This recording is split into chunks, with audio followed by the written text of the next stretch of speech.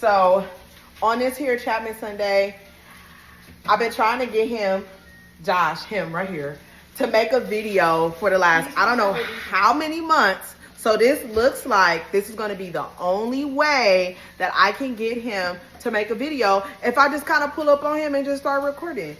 And I guess we'll just do it like that. So, hey y'all, welcome back to Two Sides, One Story. I know it's been a minute. We kind of been gone. We've been having a lot of things going on.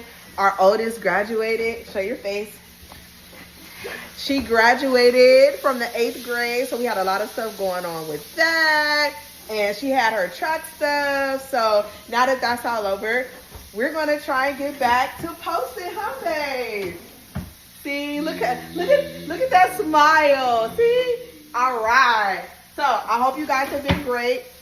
This is normally what we do on Sundays. We kind of we cook, we talk, we do all that good stuff on Sundays. So I did have a question because we've been having questions, y'all. Believe that. People were still sending in questions, but I had to put a halt on it because we really wasn't doing the channel a little bit. So now that we back, I got a couple. I do have one question that I thought that was really decent, and it was, you ready, babe?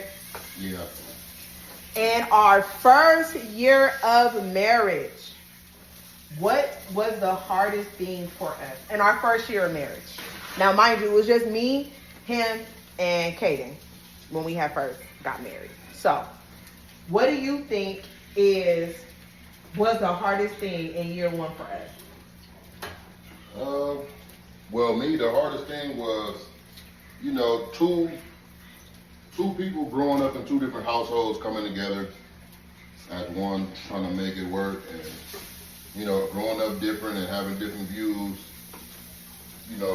It could be difficult because you growing up used to one thing and your spouse growing up used to another.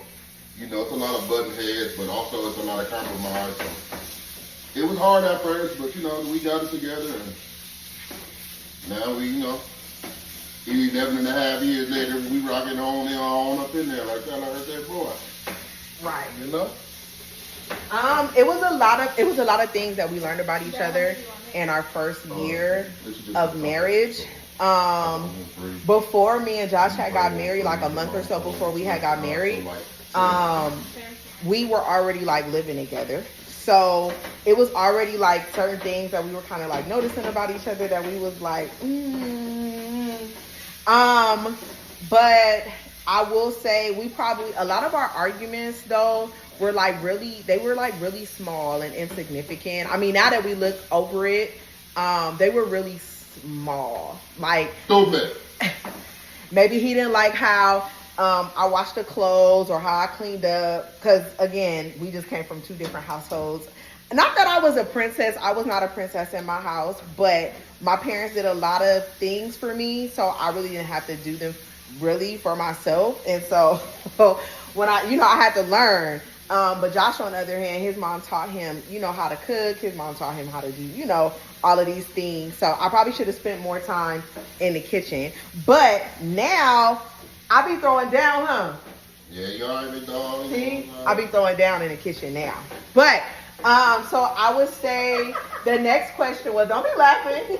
The next question was, would we have went back and changed anything? And for me personally, I don't think that I would have gone back and changed anything because I believe that those situations really made us into the couple that we are today. And I know I tell Jay all the time, like, I'm just happy that he likes me, okay? Because it's a lot of marriages out here where they don't like their spouse. What? He likes me a lot. But I'm just happy that above all, even though, like I said, you guys know that me and Josh we were together maybe, 7 or 8 months before we decided to get married. Above all, I knew that at the very least, I knew that he'll sit down and have a conversation with me so that we can, talk about it. And I just have to learn over the years that maybe every situation doesn't call for me to right then in a moment to have a conversation about it. And maybe, just take some time to sit on it, and then we'll revisit the situation later. What do you think? What do you think? Would you have changed anything in that first year of our marriage? I probably should have went to counseling, because we didn't go to counseling, we thought we had it all figured out. But, we thought we did. We got it together, but yeah, as far as everything else, I think that's the only, and it ain't even no regret or nothing like that. It's just like, I wish we would have did that before, because, it's a big commitment marrying somebody and planning to spend the rest of your life with somebody. So for me, that's about the only thing, we should have went to counseling. I mean, people was offering it to us, but we didn't, like I said, we thought we had it figured out and learned the hard way. So, but we're still here. But I also did want to say too, that's another reason why, like, say for instance, if the situation doesn't work out the way you want it to work out, maybe if counseling isn't working, then maybe it's okay to separate. Sometimes we're living in a time now where everything is like, you need like immediate like gratification for something. And then, or say for instance, if you're not getting what you need in your relationship, then you decide like, oh, you want to step out on your relationship, or you want to step out on your spouse.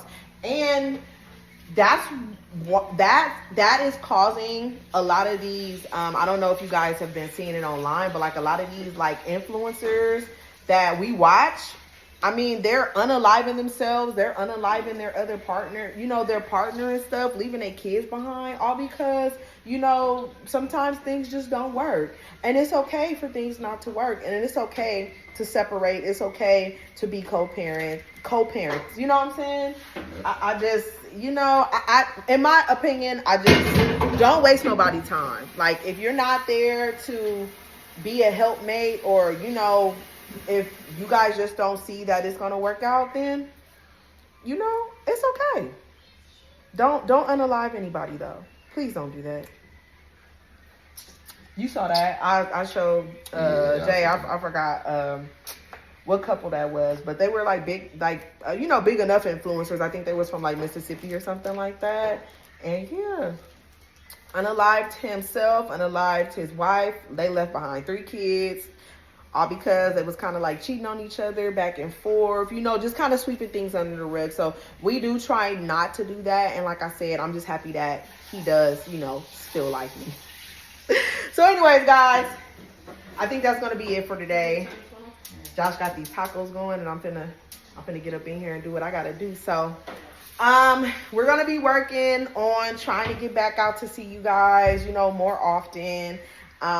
When y'all see Jay, talk to him, tell him like, hey, your wife said what she said, and we going to get back on here and we going to start recording. So until next time, peace.